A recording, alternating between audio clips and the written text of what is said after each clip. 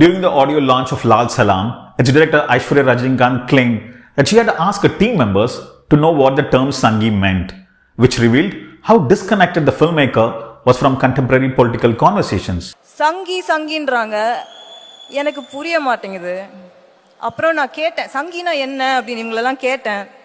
And we see that in the film too. Talking about Lal Salaam isn't really an easy thing. பம்பாயில பாய் ஆளே வேறடா. Because it isn't a very typical film that can be mocked or trolled, but it is a film that leaves us with no feeling except maybe exhaustion. The film tries to portray how politicians meddle with the peace and harmony of a village that is populated by both Hindus and Muslims. Because there are two cricketing teams in this village, one primarily filled with Hindu players and another with Muslim players, the gentleman's game becomes a fertile ground for politicians to create animosity, hoping that they can benefit from the resulting polarization. This might sound like a well-intentioned premise, but good intentions are not good enough to make good cinema. The film, in fact, keeps jumping from one good intention to another, leaving us very confused.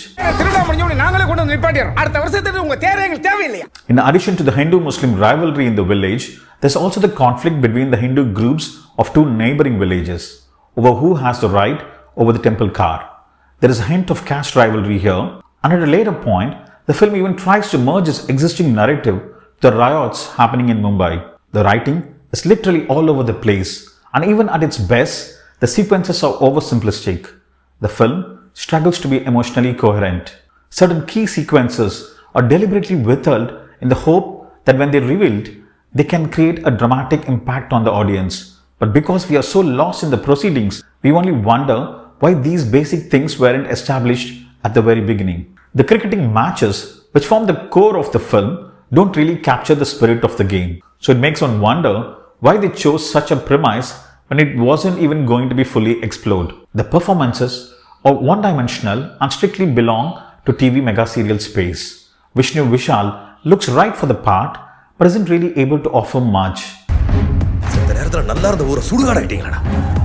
His character gets a romantic angle, but it seems so unnecessary, except for plugging in an AR Rahman song. While Vikranth's character goes through dramatic turn of events, we are unable to feel the emotional turmoil he goes through. There are a dozen other popular actors, but they all come across as very generic.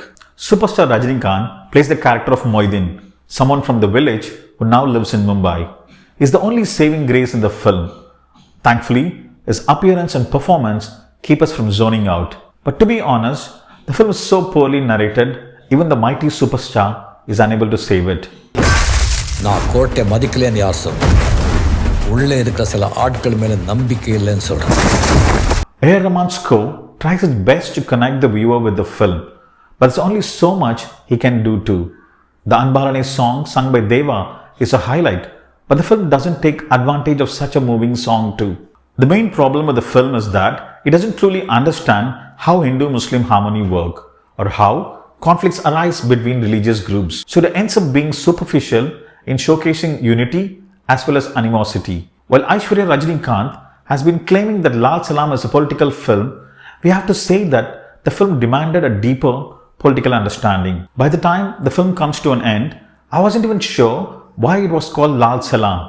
I mean, I understand the film tries to invoke peace and harmony, but wish they'd spared the communist slogan. At best, what one can say about Lal Salaam is that it exhausts both Hindus and Muslims equally.